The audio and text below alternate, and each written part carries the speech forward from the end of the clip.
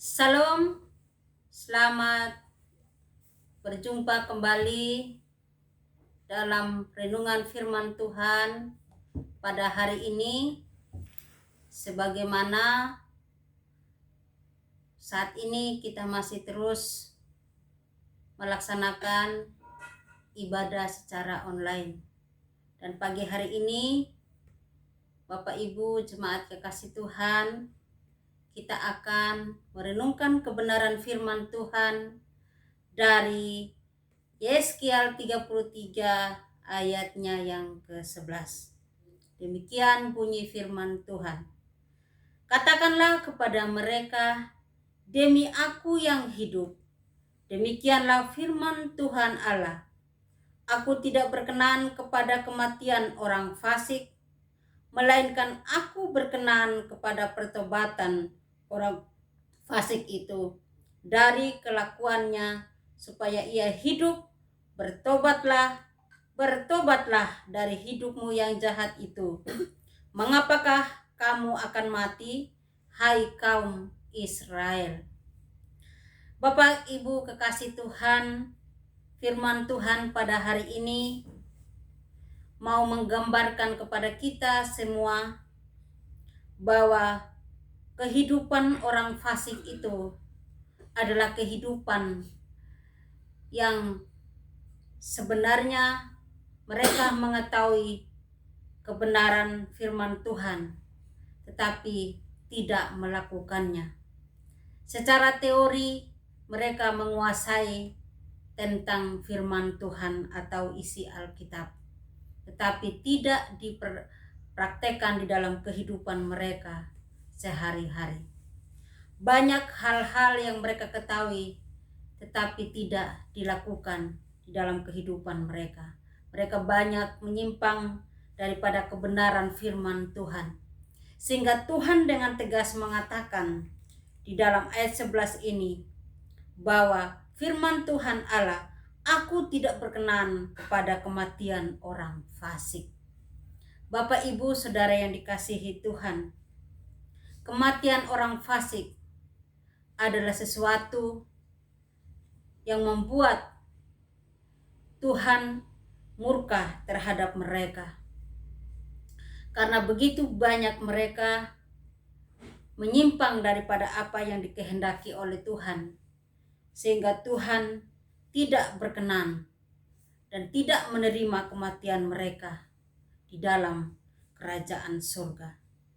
Tetapi justru Tuhan mengatakan bahwa Ia berkenan kepada pertobatan mereka.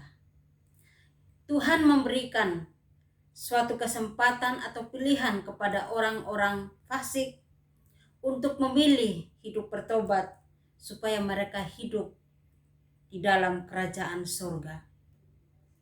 Bapak Ibu Saudara yang dikasihi Tuhan, pertobatan adalah sesuatu syarat yang mutlak untuk kita mendapatkan kerajaan surga.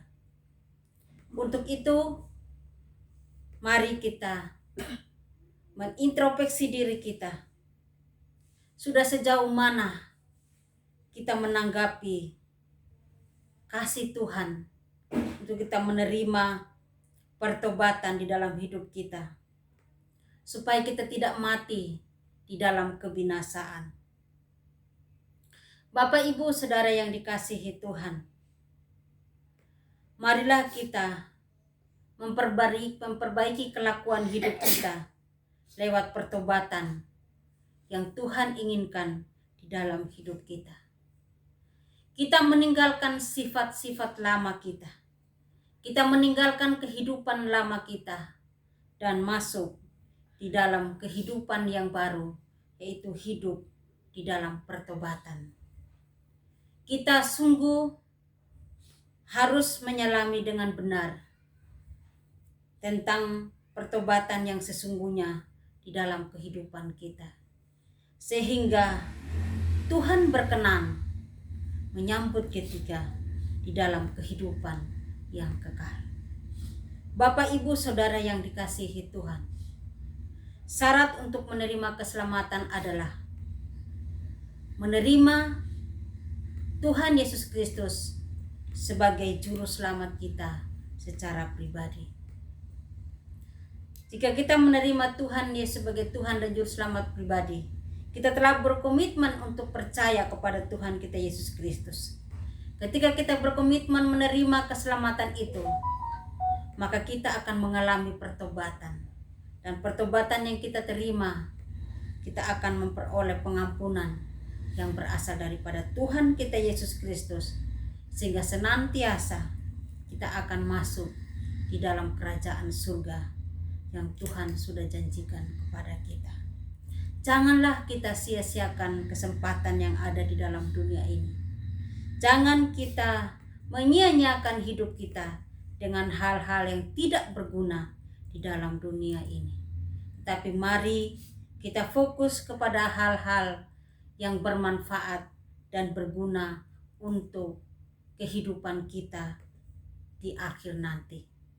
Bapak, Ibu, Saudara yang dikasihi Tuhan, yang menentukan di dalam hidup kita adalah pilihan kita. Ketika kita telah menerima, percaya dan bertobat, di dalam kita menerima keselamatan itu, maka pilihan ada di tangan kita.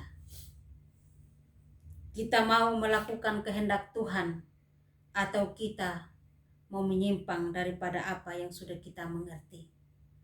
Tapi Bapak Ibu, saya Yunggu yakin Bapak Ibu sebagai anak-anak Tuhan akan memilih untuk hidup berkomitmen di dalam Tuhan dengan janji yang sudah Tuhan ikat dan nama yang sudah terdaftar dalam kerajaan surga. Kita pertanggungjawabkan sampai pada akhir zaman, sampai pada akhir hidup kita, maka kita akan menerima kebahagiaan, keselamatan yang berasal daripada Tuhan kita Yesus Kristus.